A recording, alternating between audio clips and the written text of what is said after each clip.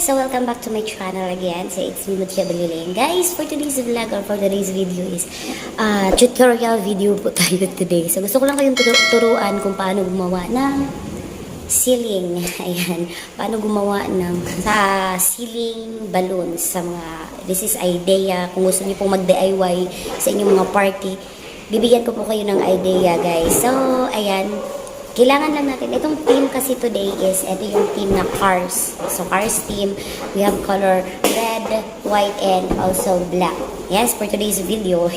For the, itong balloon na ginagamit namin, guys, is, this is a size 12 balloon. So, ito yung ginawa namin, dalawang red, ayan, dalawang size 12 balloons. Siyempre, kailangan nyo siyang lagyan ng hangin sa loob para lumobo.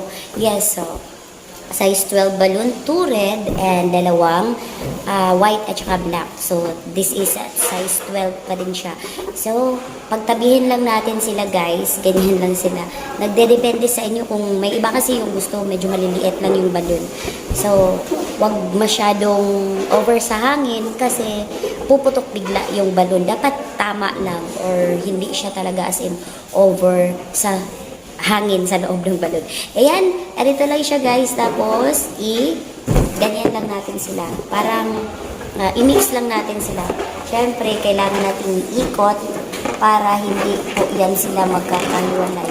2 or 3, tatlong ikot para as in, ano na lang, hindi po talaga biglang magkakahiwalay sila. Tapos, meron kayong mga pantali, like, merong mga nylon. Yung ginamit namin dito ngayon is nylon. Ito yung nilagay namin dyan sa ibabaw. Dun dun dun dun dun dun dun dun dun dun dun dun dun dun dun dun dun. Di siya raw makapiright pataan.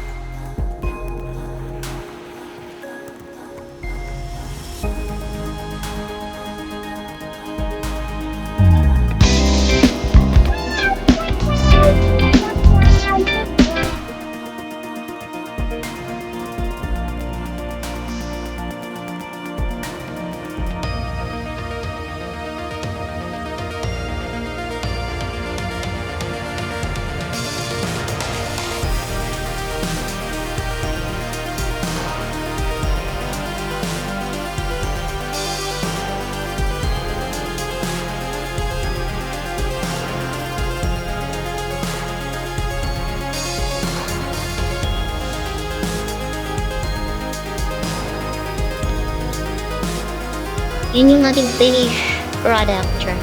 Finish ano na guys.